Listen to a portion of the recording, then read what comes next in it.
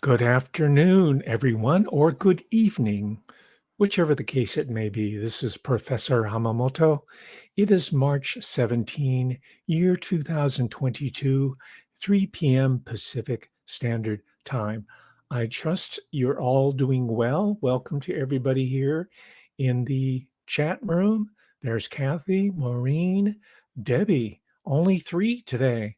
My gosh, maybe it's because of the painful nature of today's talk. Pun intended. No, it's not really painful. In fact, you will get a natural rush from the realization of this larger pharmaceutical industrial pain management system, right? It's a misnomer if there ever was one. Not really a misnomer because, as you know from the talk I gave on Tuesday, Purdue Pharma and the whole pharmaceutical industry at large is really based upon hype, public relations. And most of you are familiar with the classic pamphlet propaganda by Edward Bernays, the nephew of Siggy Freud himself, right? The big popularizer. It's mostly hype. It's a little bit of psychology brought over from Vienna, transported to the United States, and a little bit coming from the South with P.T. Barnum, right? Showmanship, hucksterism. And there's sort of a native, homegrown, not Native American, but a homegrown tradition of patent medicines that the Sackler family is riding on, right? And there are other families as well. You know about Burroughs Wellcome, the Wellcome Trust Foundation, Rockefellers, for example, the founding patriarch, not John D. Rockefeller, but his father, who was kind of a ne'er-do-well, but he was a patent medicine man. He was what they used to be called a snake oil salesman. And what I'm doing here is trying to establish the bedrock upon which the Sackler empire was built. Incredible.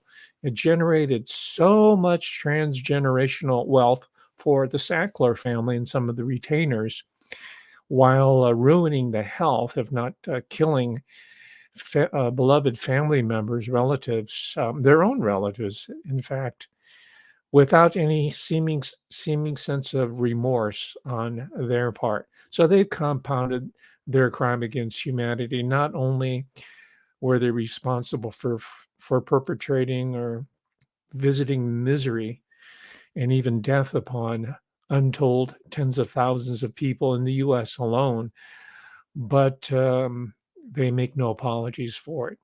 And that's part of the ethic of the law profession in general. Don't confess to anything. If someone catches you with a dripping butcher knife and there's a body right in front of you, don't don't cop to it, all right?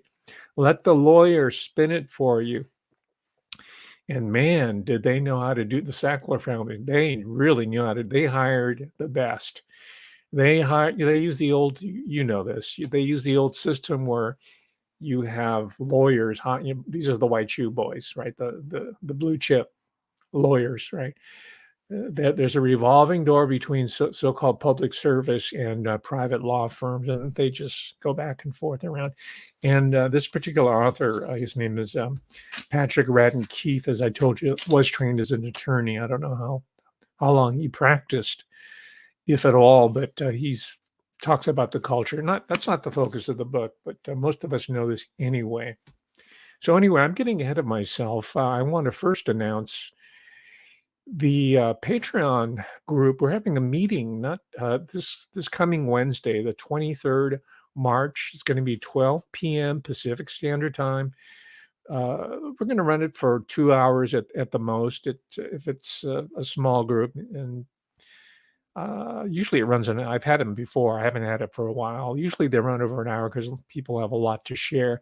And it's a freestyle. I'm not, I give these talks. I do these presentations.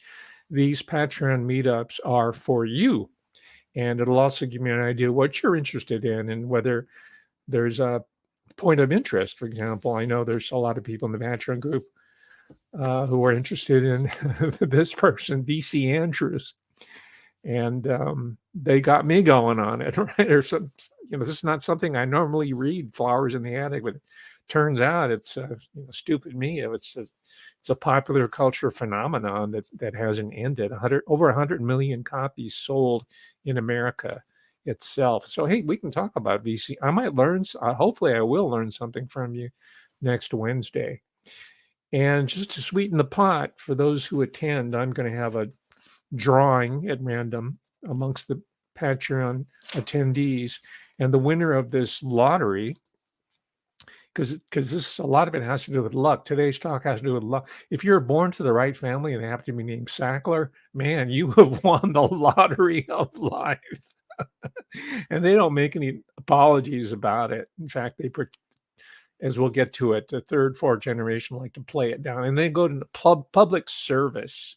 They get into social justice issues to launder the nefarious origins of the family fortune. Anyway, you'll have your choice of the V.C. Andrews book, just came out, maybe late 2021, hardback copy. And I've read, I don't know, about half of it so far. I'll probably be doing it on Tuesday. Or you get your choice of Empire of Pain, the book that I've been drawing from today. And I'll have Amazon. I'm sorry, I mentioned their name. The retailer that ate the world. I'll have it sent directly to your house if you want to give me your address. And I promise not to sell it. And I say that because mailing lists are really, really crucial to, this from the age of the internet marketing and websites and all that. But even in the early days of Purdue Pharma, those lists were gold. They were in publishing, thanks to Arthur Sackler. He was a medical doctor like the other two younger brothers. They were all medical doctors, MDs, and they were all psychiatrists, but they were also business people, especially Arthur. He was the visionary. He knew the whole public relations nexus through and through. He ran it. He invented a lot of the marketing techniques of big pharma today, right? And of course, we mentioned our friend Bernays already, but most of it depends upon psychology, right? Fear. Thank you, Norman Smith. Wow, you're generous. Wow, thank you so much. I just saw the big green color come in there. I'll try not to deviate from my talk today. I got a lot of material to cover. But most of it preys upon our fears, our inadequacies, our weaknesses. First of all, they have to find out what they are, and that's where the social sciences come in, sociology, anthropology, psychology in particular. They read all the academic journals, they meaning underemployed English PhDs who work in advertising, or they read academic journals and then they figure out what's on the mind, what are the insecurities of the public, and then they develop a drug around it. In this case, one of the brainiacs of Purdue figured out, not Purdue, but in that network, figured out that, hey, our culture, the 1950s, is dependent upon gratification, consumerism, and pleasure, the pleasure principle, which Freud wrote about, by the way. He also wrote about the death instinct. And Freud, truthfully, can't be blamed for most of this because he had a more traditional, staid understanding of human suffering. He thought we were, for the most part, born as human beings to suffer. It's very Old Testament or Tanakh, if you will. And I happen to agree with Freud. But of course, in the 1950s, you have this new generation of people who had been trained thanks to the GI Bill, the people who were returning veterans who were going to medical school and the government money, funds. And you also had the growth of, and the centralization, this is the post-war period, 50s, 60s, and all that.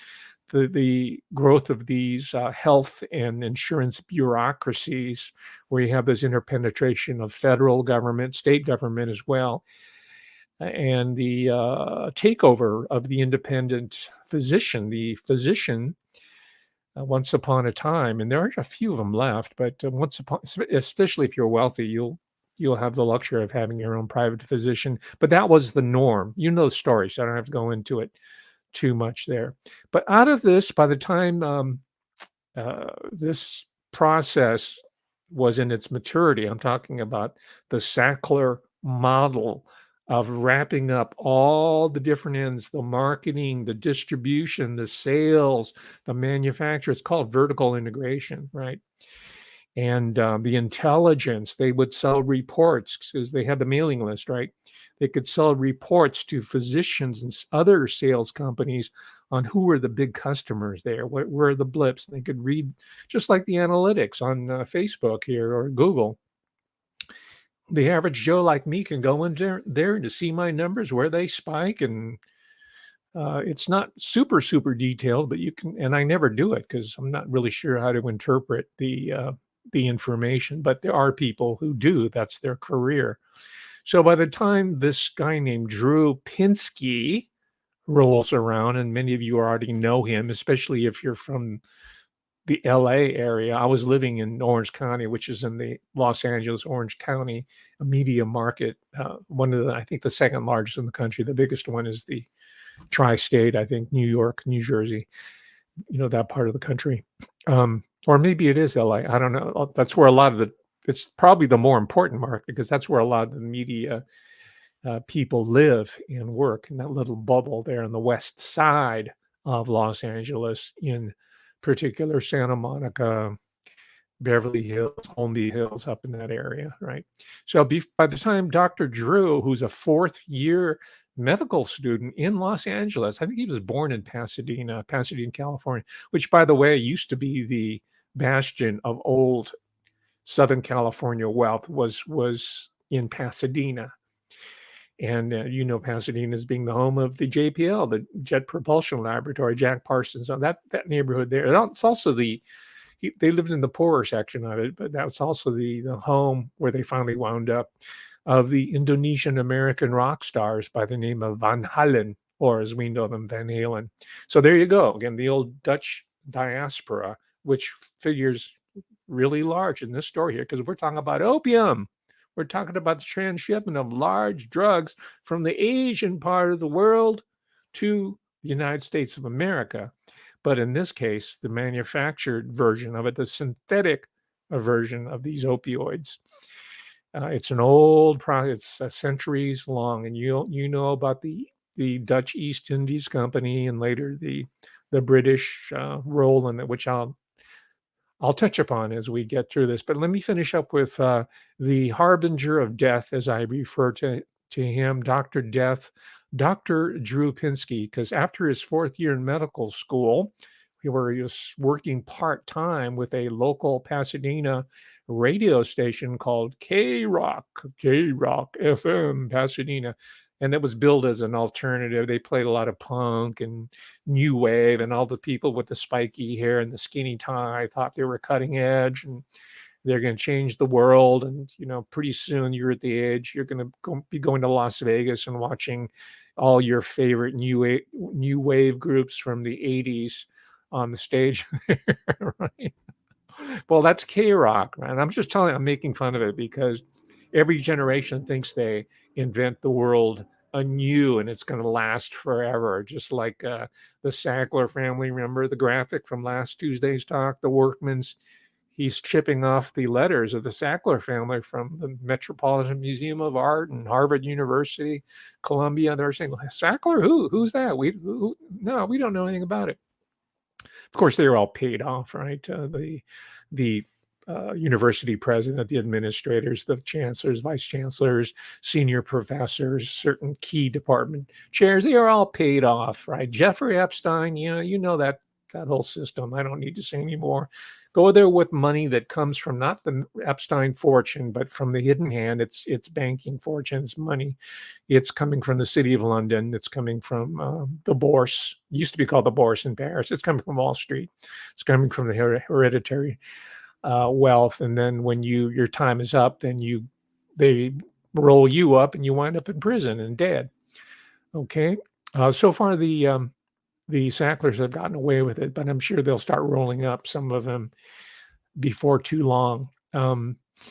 physically, they're going to start rolling them up. Their fortune is probably going to be intact, and the people who put the Sacklers in business in the first place are going to be starting to get Sackler money. And I mention this because the Sacklers are not at the top of the pyramid, and I didn't mention this, or I didn't emphasize it enough for the Tuesday show, because the comments I was getting were really off the wall. They were comments about B movies, or something that I mentioned in passing. So I realized I failed in really getting people to understand where the true source of power is, right? I alluded to Ian Fleming and the whole migration of the physical British post-colonial empire to the Bahamas, and that's where this money's going. And it's not the Sacklers have it now, but these families are much smarter even than the Sacklers, and they're gonna start weaseling it away from them in ways that most of us will never even hear about until years and years later. I'm going to talk about Edmund Safra, right? The person who died in, I guess it was in Geneva, Switzerland, a number of years ago. And that's how I come up with this sort of understanding. I thought about it today. I could have been a very, very, very successful white collar criminal, except the old phrase white collar criminal is outdated itself. It should be called a Patagonia uh, criminal, because the real super wealthy wear Patagonia. They wear the outdoors wear. They don't wear suits. Come on, that's for the wannabes. But you get the point there.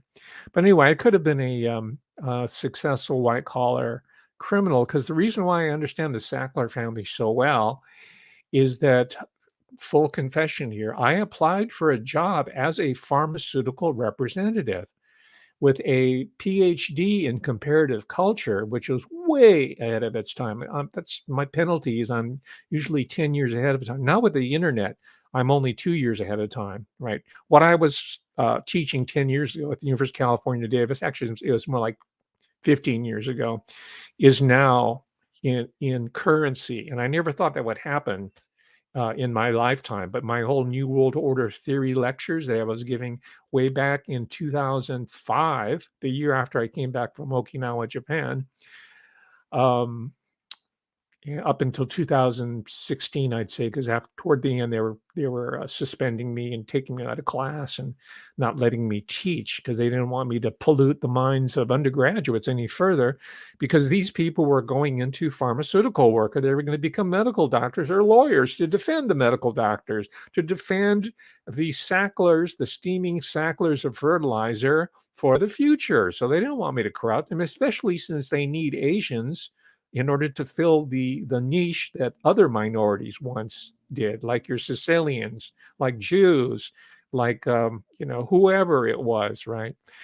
They're letting select Black people in there for some reason. They never really brought them forward fully. They'll bring lots of Latinos in, though. That's another group that they're cultivating. The Asians are already kind of there. They're knocking the door. So you're going to see more your South Asians, Chinese, especially Korean Americans, psychiatrists, pharmaceutical people, who are going to be taking the rap the fall for the City of London and the Wall Street and the traditional families of wealth, just like the Sackler families even though they're still wealthy, are taking the blame for a larger system. What is this system? Well, you know it. It's the system that has colonized the earth over the past 500 years. And how did they colonize it? Through trafficking. What? Precious cargoes, right? Spices and salt, bananas, cinnamon, cardamom, turmeric, you name it, right? You know all that story. The story of the Medici and the silks and coming from the Orient. A lot of it, most of it, comes from Asia. That's why I am intrinsic. I am central to this story. You say, well, why am I talking about? I'm not Jewish. I'm not even white. Well, listen, this is a global story, and much of the part of the story has never been taught, even at the university. That's why I took it upon myself to bring in the Asian nexus of this global 500-year process of criminality, structural criminality that's integral to it.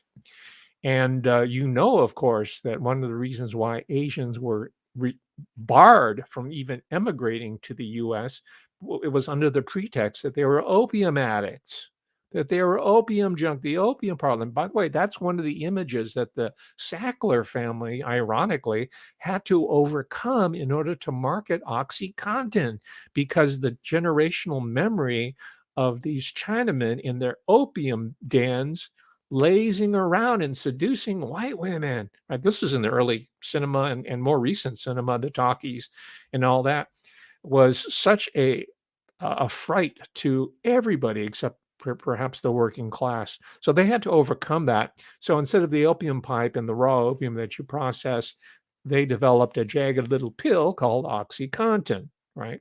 That was their grand innovation. And of course, they had to do marketing, and they had to rewrite the history and do a lot of promo work to convince people that you can manage pain. We will call it pain management. We'll put up these pain management clinics. As I said, I could have been a successful white-collar criminal because I was exposed to all these different processes in my own professional career when I couldn't get the PhD or a job based on a PhD in what today is called critical race studies, which I repudiate, by the way, because it's been hijacked, just like GLBT, gay studies, women's studies, all of that, the English department, comparatively. It's all been hijacked. It's been hijacked by the Sacklers, by the Rockefellers, by the Ford Foundation, by the Soros Foundation, all of the people. It's all been hijacked, right? But we're going to take it back. We're going to take it back institution by institution, because the truth wins in the end. That's not just wishful thinking. That's just the way it works. Look at the Sacklers. Within 3 generations, they're fighting with each other, suing each other. I'm sure they're going to have started having each other kill each other. It's going to look like accidents, heart attacks, right? Setups, you name it, blowing the whistle on each other, setting each other up. So that is part of my strategy. As you know, we're not going to appeal to the law system, to the Supreme Court, to the legislature, because the Sacklers have them. I'm using Sacklers as sort of a catch-all for all these corporations, pharmaceutical or not. They have it all wrapped up. They have the military. It's called corporatism. The military, corporations, business, academia, they have it all wrapped up. We've learned that finally over the past 2 years. I couldn't get my message across over 15 years while I was at the university. And because most of the American public had to live it for the past 2 years, my job is done in that area. People know about the New World Order. People know about the true finance scheme. They might know this, not the specifics or the particulars, and that's where I come into it. But they know the overall setup is a fix, right? We have a president of the United States who got in on the basis of compromised machinery, right? And look, he's gotten us into the brink of another nuclear war. So, you know the story. And I'm not chasing the headlines here purposely, because there are a lot of people who do that. You got that great geopolitical mind over at InfoWars named Owen Schroyer. He reads the headlines and he's just like, oh yeah. And he's got these little pretty faces now over there. The shows of these airhead women. I mean, I thought Leanne, what's her name, McAdoo was kind of coming along. It took her. She never really grew into the job, and some of those early because I've been watching it since 2005 and 2004, and I owe Alex Jones, when he was solo, a lot for cluing me in on how this system works. But from there, that was training wheels. I threw off the training wheels just as you've thrown away the training wheels as well. So I don't follow the headlines like like Dan Bongino and whoever else. I'm trying to get us to understand what's coming down the pike by doing a much more difficult task of prediction, right? That's the forensics. It's easy to understand what's gone on in retrospect, right? They call it 20/20 hindsight, but it's very difficult to prepare us. And that's what I do here. I'm trying to, at least, with all my 8,000 subscribers that are being suppressed, right? Subscribe now to Facebook and YouTube to me, right? Not because of ego, because I don't get any money off of this, because I want to defeat the algorithm person by person. Do it right now. But my job, I feel, is to warn us, and we can do this by looking at the officially designated harbingers. And I say officially designated because they have the approval of the military. They have the approval of the Pentagon. Dr. Drew knows who his real boss is. He's not the boss. He's named as the executive producer of what was it, Rehab show, right? Because he was, he had a show called Loveline '83, and eventually it morphed into a career which is called Celebrity Rehab, right? Until 5 people died while he was hosting the show. And of course, he, just like the Sacklers, the steaming Sacklers of feces, he runs away from the problems. Oh, I'm not going to do anymore. I'm tired of taking the rap for the fact that these people who were addicts, after all, killed themselves. Right? That's Dr. Maybe his name should change it from Pinsky to Sackler so that he can be another steaming Sackler of feces.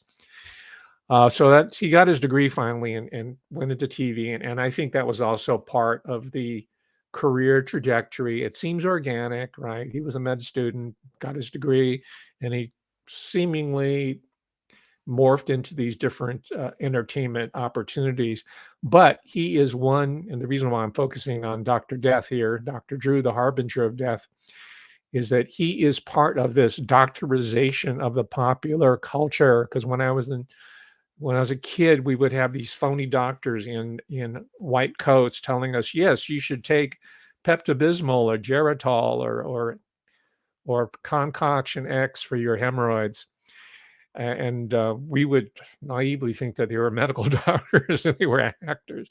And people wised up to that. So they said, well, we need a new way of buffaloing the American public. Why don't we just grow our own instead of hiring an actor to play a doctor? Why don't we get a doctor who we can train to be an actor?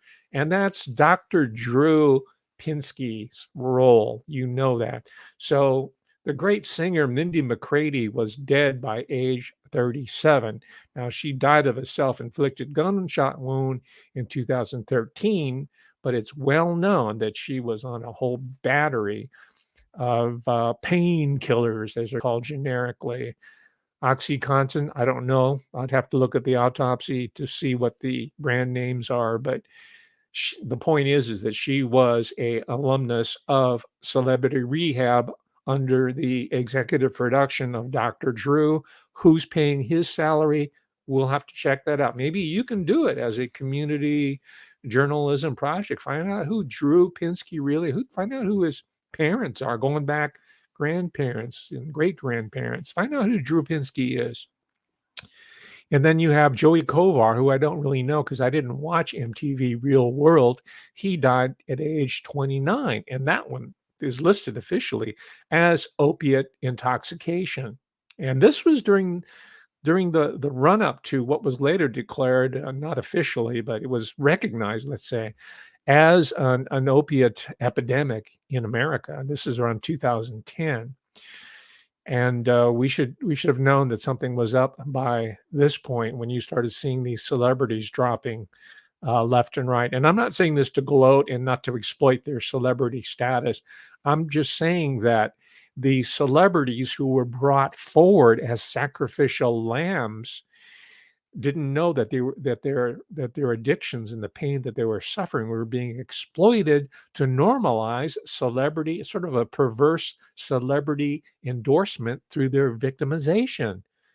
A brilliant media strategy that can only come out of the febrile, fetid, amoral minds of high-level public relations advertising executives, which, as I explained last Tuesday and also from show to show, is connected with the intelligence agencies, right? From the jump, from the get-go. Edward Bernays was consulting with the government early on, and I mentioned Edward Lansdale just last Tuesday. Many, many more examples. I'm just giving you the more prominent names that most of us are familiar with. And then I'll just mention one more name because I know I didn't watch Taxi. I hated it.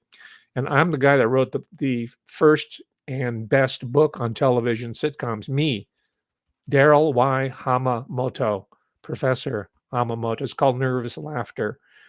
You can find it in the library, usually university library. So I like good comedy. I like good writing. I like good characterization. I understand how these function and how a mass audience can really begin to identify with people like Jeff Conaway out of Taxi, who was dead at age 60 from various drugs, including opiates.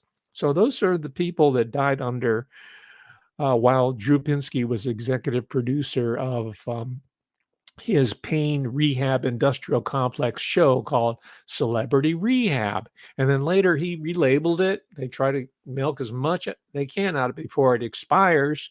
Right? We're talking about the expiry, as they call it in Britain, or the expiration date, right? On the box, no, patents expire. There's what's called a patent cliff, right? You can make money up to a certain point, and then the patent expires, and then all these other manufacturers can go in and market generics, and your monopoly and the huge profits you're making goes right off the cliff. And I'm going to get into that in a moment, right? So Pinsky's time was running out. He relabeled it Celebrity Rehab Presents Sober House, right? And eventually that went out, I think, a number of years ago. I'm not following what he's doing now, but I'm sure he'll resurface. Well, I'm not sure about that. Maybe his time is up. Maybe he'll have to finally practice medicine. How's that? Because most of the Sacklers, right, the steaming Sacklers of feces, they all got, not all of them, but many of them got medical degrees, but they never practiced. They had to do the obligatory fellowship or internship, or it's not called an internship anymore. It's called a residency, right? By the way, while I'm at it, I was going to go in on the nitpickers who are touring through here. They take a minor point that I make. I mentioned that Tarzan, Mia Farrow's mother was Jane in Tarzan, and I might say that she's Maureen Sullivan or Maureen O'Sullivan, and you'll nitpick that. I'm not. That was just a digression. I was talking about Ronan Farrow. I was going to give a whole rant on that, but I didn't want to waste any time. But let me at least offer one original rant here. And I style it after my comedic mentor, who is George Carlin, the great Irish American, late great George Carlin, who probably has the records on HBO comedy specials, right? It's either him or Robin Williams, who's another one of my favorites. So indulge me, a la George Carlin. All right. We got Dr. Drew, right? The Harbinger of Death. Now, it may be just me. It might be my own idiosyncratic pet peeve. But think about it. Think about it, ladies and gentlemen. I cannot stand the use of professional titles like doctor, as in medical doctor. I cannot stand the use of professional titles followed by one's given name, right? Family name, yes. Dr. Arthur Sackler, yes, I will respect you. But I don't want to call you Dr. Not Andrew, Arthur. I don't want to call you Dr. Arthur. I don't want to call you Dr. Artie. I don't want to call you Dr. Drew. Dr. Drew. I'll call you Dr. Pinsky, but I refuse. If I meet you on the street, Dr. Drew, I'm going to say, hey, Dr. Drew. I'm going to say, Dr. Pinsky, how are you doing? I gave a screed on your whole media presence, and what you truly represent is the commodification and the monetization of pain and making pain celebrity cool and chic, right? And public. Nothing secret no more. You got them all into rehab. So I'll refer to him. I'll address him as Dr. Pinsky. He did earn his medical degree. I checked. He got his degree from the University of Spoiled Children. The initials are US. Oh, I should do a whole talk on USC, the whole medical school there. My gosh, it makes the Sackler family look like a bunch of Boy Scouts. Of course, you know, they're small potatoes compared to the steaming Sacklers of you know what. So you got Dr. Drew, you got Dr. Ruth. Come on. I'll call you Dr. Westheimer, but I'm not going to call you Dr. Ruth, right? I don't want to, if you're a reverend, I'll use your family name, but I'm not going to call you Reverend Bob, right? Or Professor Wendy. You know, have you ever heard of a general, a military man referred to by his given name, like General Mike? No, you're not going to have any respect for him. You know, you would call him General Flynn, but you're not going to call him General Michael or General Mike or Colonel Hank. No, that type of practice is reserved for people like Captain Kangaroo. Remember Captain Kangaroo? I like the Banana Man. It's all done silent pantomime, and he could just pull bananas by the strings out of everywhere, right? That's Captain Kangaroo and Mr. Green Jeans, as in blue jeans, not genetic material jeans. So that's Captain and Engineer Bill was another children's show, right? All right, but I'm not. Or how about if we refer to the President of the United States as President Donald, right, or President Joe, even though he's not the legitimate president? No, we don't. We don't do that. So why should we do that for medical doctors? You know why? To make them our friends. They're our neighbors. And by the way, the corporate culture in the steaming Sackler family headquarters, most recently in Stamford, Connecticut, but they went from the West Village down in Lower Manhattan. By the way, right in the epicenter of the gay revolution, they were right on Christopher Street. Makes me wonder if they were dealing drugs to the gay community, antibiotics or whatever. Although I know that the Purdue company, the one that they bought, the Sackler family bought in 52, they were selling earwax removal medication or concoctions, preparations, and diarrhea medicine, something really, generic. They were buying the name and they were buying the Fall Guy, the Fall Corporation, which later came in handy. That's why I'm mentioning now, to use that Purdue Lawrence name instead of their own Sackler name, to take the responsibility, the focus away from the Sackler family and the Sackler fortune and responsibility, and fob it off on a fictitious creation called the corporation, a dead entity. So anyway, that's my material on Dr. Drew. I'll come back to him a little bit later. You could look at the Wikipedia entries if you're really that interested. I'm not. Teaching and lecturing and scholarship and research is not just a matter of recitation of facts. It's synthesizing complex information, sometimes seemingly contradictory, and coming up with a third level of understanding, a synthesis, right? It's a dialectical process. Thesis, antithesis, synthesis, in part of the synthetic synthesis movement, just as these guys were busy synthesizing opium, I'm synthesizing reality and knowledge, right? It's an alchemical process. What I do is really an occultic exercise in taking different components and different elements, combining them to a larger truth.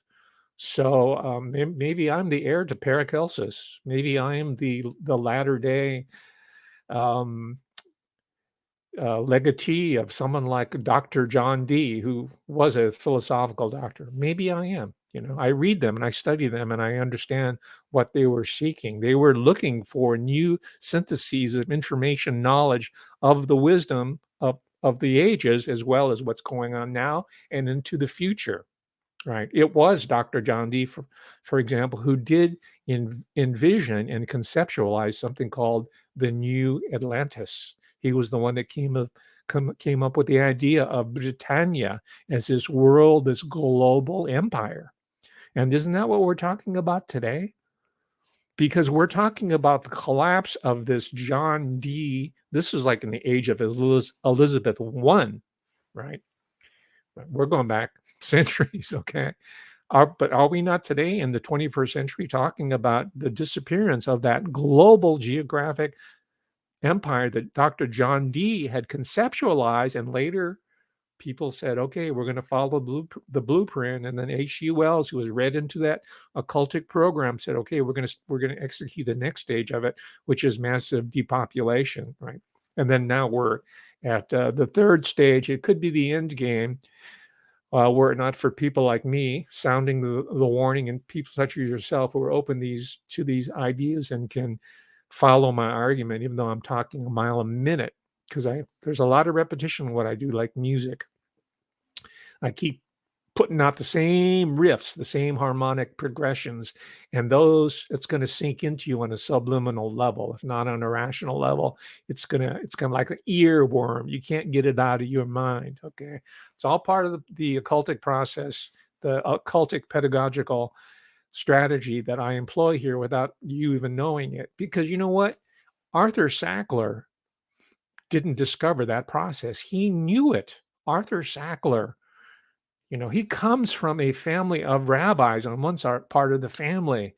So it's part of his family tradition to understand the arcana, the arcane, right? The esoteric, the psychology. It's very, very deep. And I mention this is because most people are sensitive to it and they respond to it, but they're not aware of it. And have we not been talking about advertising and marketing since the top of this talk, or even since last Tuesday? What is that but occultic behavioral programming? Didn't I talk about all the different behavioral sciences that go into marketing something that could kill you, like OxyContin, and has killed people, has addicted you to it, even though you know it does? Okay, so I'm saying that there are other people that have the magic touch, and you're looking at them right now. So don't you go nitpicking me. Watch my whole playlist and then tell me that I confuse Maureen O'Sullivan with Margaret O'Sullivan. All right, because it's not about that. It's about Rosemary's Baby. Okay, enough for the rant there, and I'm running out of time. I got to deal with Artie, Morty, and Ray Ray, the steaming sacklers of manure. All right. Okay, here's the money shot. All right, this is what I got. I didn't forget. I didn't get into it. I was going to save it for Thursday today. Remember at the outset of this talk, I was saying the Sacklers aren't at the top of the pyramid.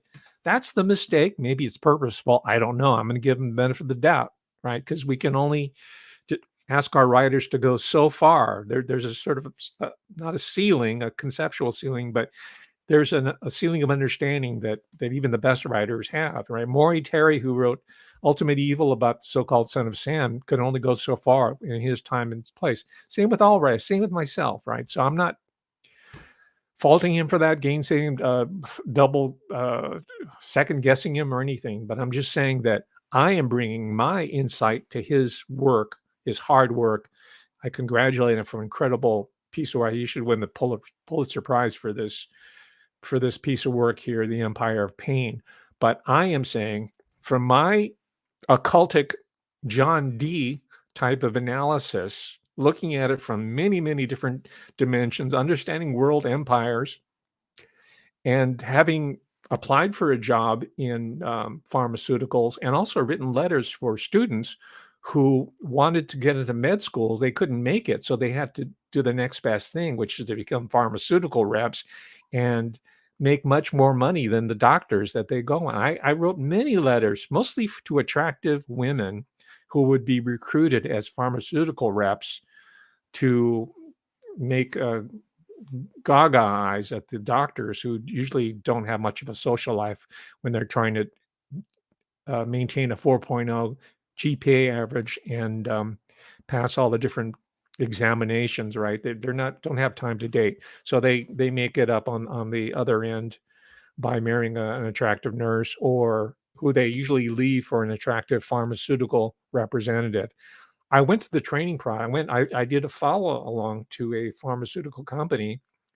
I don't think I was serious about doing it, but I couldn't find a job in academia, so I did it. And I also sold books for probably less than a year. It's very similar. You have a lot of I used to be cuter when I was younger, but they have a whole crew of attractive young men and women who are idealistic, who want to sell textbooks because books are about education, right? Chemistry and algebra 1 and elements of all the huge enrollment courses require textbooks. So I did that one year for a company called Addison Wesley. So all this started coming back to me when I was reading about the corporate culture and the training programs, the incentives, the money, the meals, the luxury resorts you get to go to, because you're not getting much money, but you get to go all to the cool places, right? Um, I I was taken back to those early years by reading The Empire of Pain. That's in time for another talk, though, because the point I want to make before I want to run out of time here is that Purdue Frederick is a front for some alphabet agency. It's probably the Central Intelligence Agency, but I also detect the hand of MI6, and I also detect the heavy hand of Mossad. And I also detect the hand of Sûreté, right? Two big tip-offs. They've gotten the Sackler families have gotten public acclamation from the government of Israel. One or two of them, the brothers, have gotten honorary knighthoods from the British government. And one of the brothers, I can't remember offhand which one it was given a decoration by the government of France, right? And when you think about France and Britain in particular, these were the two major empires who were involved with the global opium trade for at least 300 years. But in the modern period, it was based in Indochine, as they called it in France. That was the French colonial empire, Indochina, which is Cambodia, Laos, Vietnam.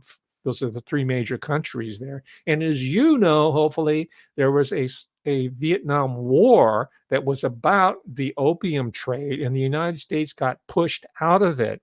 So that flow, right? It's called The French Connection, the movie and the book. It's a misnomer. It should be called the Southeast Asia Indochine connection. That's where all the opium's coming from. So that source and that conduit of dark secret funding for the CIA, for MI6, and the other alphabet industry agencies like the Sûreté, because we know that our friend celebrity chef Anthony Bourdain was connected via his father, who was a intelligence asset for the Sûreté, right? By the way, that was my occultic revelation of the method to you. That's my gift to you. No one seems to have picked up on it yet. I thought I would be plagiarized by now by someone on InfoWars or one of these people who think that they're experts on the deep state or whatever it is that they're promoting at the moment. But yeah, so you see what I'm saying? There was a huge gap in the revenue flow for the so-called deep state, as the Canadian asset, Peter Dale Scott calls it, who's at Berkeley. And I never understood why he didn't write about Canada and the British Empire. It was always about the US and its drug empire, opium. It's always America, right? But never Canada. But in truth, by the way, Canada was involved in the opioid crisis as well. When Purdue Pharma came up with its reformulation because the patent was about to expire. They call it evergreening. You want to keep making money on the patent, just change it slightly and reintroduce it as a new drug. Well, they had a new formula that made it more difficult to crush so that you couldn't melt it down and take it intravenously or snort it. So there was a brisk trade between Canada and Detroit, Windsor, I guess, from the old formula. Because in Canada, the old formula they could sell for 1 year, and in the U.S. they had the new one out there, and maybe they were making money on the side there as well. I don't rule that out. That's not mentioned in Patrick Keefe, but there was a huge black market in OxyContin going on at the same time. So, ladies and gentlemen, just remember, as all these empires are being destroyed overseas through opium, through sex trafficking, through denigration, through the trafficking of children, let's say between U.S. and Mexico currently, that in time, within a generation, it blows back here to the United States of America. You can take that to the bank because these Sackler family type people, right? The steaming Sacklers of you know what, um, they take it to the bank. They take it to the bank laughing without a single ounce of remorse, right? And I have to remind you that because unlike you and me, they have no feeling for the common run of humanity. These people were born in with silver spoons in their mouth. The first generation were not bad. They would hire immigrants, refugees from Europe, mostly Jews who were kicked out of Czechoslovakia or Poland or Germany or Austria, and they would give them a place to work. They would underpay them, of course, but that's the type of caring atmosphere that at least the first, and they weren't saints by any means, but by the time you get to the third generation, my gosh, it's like a bunch of piranhas swimming amongst each other, which is good. It works to our favor that they start feeding on each other. So there you have the national security connection that is missing in this book, Empire of Pain. I thought the author Patrick Keefe was going to get into it when I saw a chapter called Turks, and he was talking about how one side of the family, at least one family, one member, went down to Turks Caicos and set up shop, bought home, and all that. And I thought he was going to get into how the Sackler, steaming Sackler family, expatriated offshore their money at these Caribbean locations, right? The new British imperial / Anglo-American banking focus in the Bahamas, which Ian Fleming was secretly telling us in the guise of these 007 novels and later the adapted films.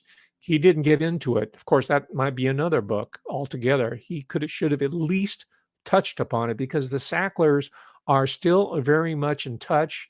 They are like the zombie. They're a vampire who only seems to be sleeping during the daytime. They're going to come back and haunt us with a new angle if we are not aware with it. And let me just give you a preview of the angle that they're already rolling out for us. And again, it's me, the legatee of Dr. John Dee, who looks through the occultic lens without scrying like his crooked friend who was dealing with the dark arts. But it is already happening through the current generation. I'll give you a name. Her name is Madeline Sapler, Madeline Steaming Sackler of you know what. She's the daughter of Jonathan, who's the grandson of the original founding family, right? Jonathan, by the way, is the guy that rocks the Patagonia clothes, right? He does the outdoorsy yoga. Maybe his wife wears yoga pants. They don't wear the white collar. He's not an MD, by the way. He's a more bohemian type. So they had this daughter. She's by now fourth generation, Madeline Sapler.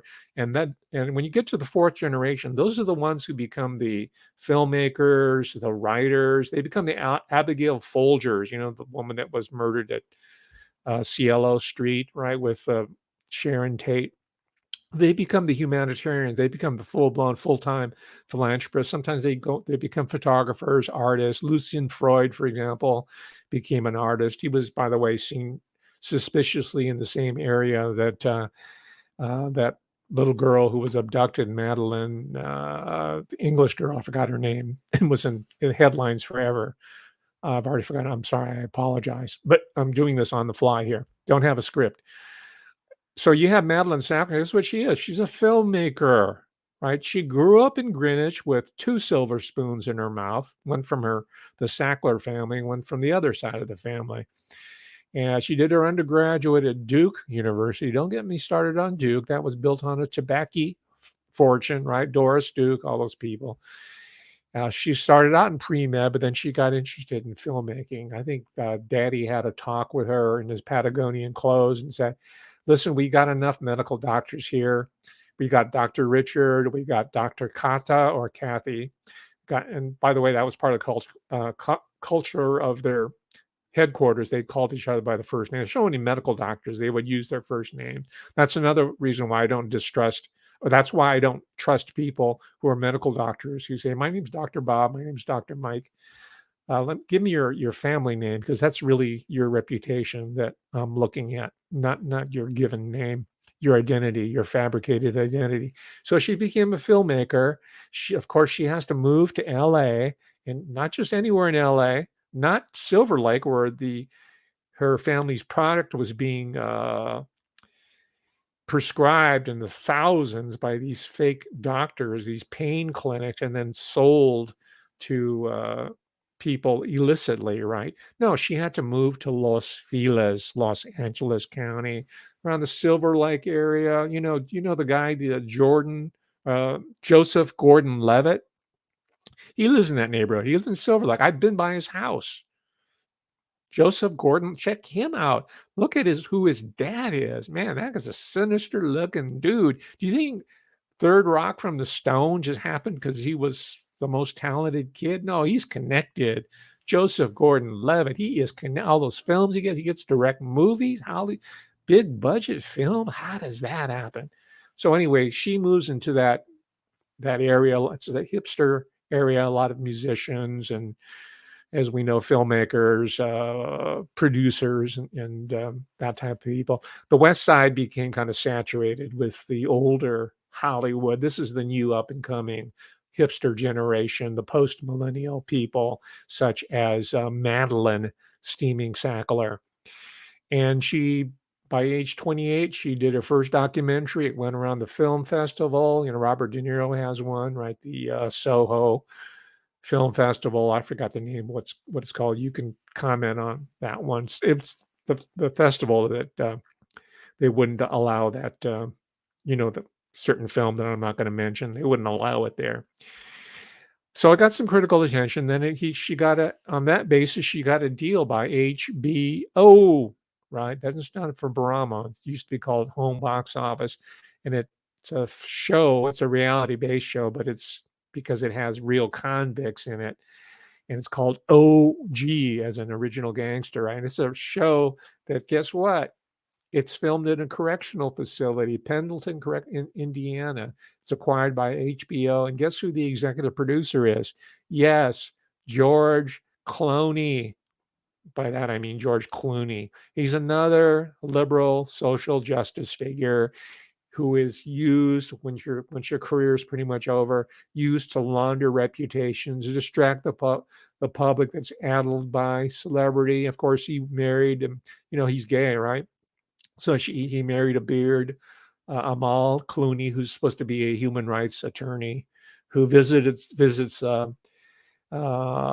Assange, Julian Assange, who's still in prison, by the way. How come George Clooney won't spring Julian Assange?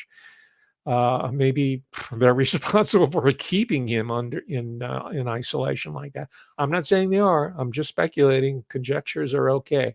I'm sorry, George Clooney. Don't send your goons after me. Go ahead and send them to me if you like. I'm not inviting it, but if you do, I will test my skills against them any day, because you're an actor. You're not a hard guy. You have stunt men. I don't have a stunt man. Don't have a stunt double. I'm for reals, baby. Okay, so guess what?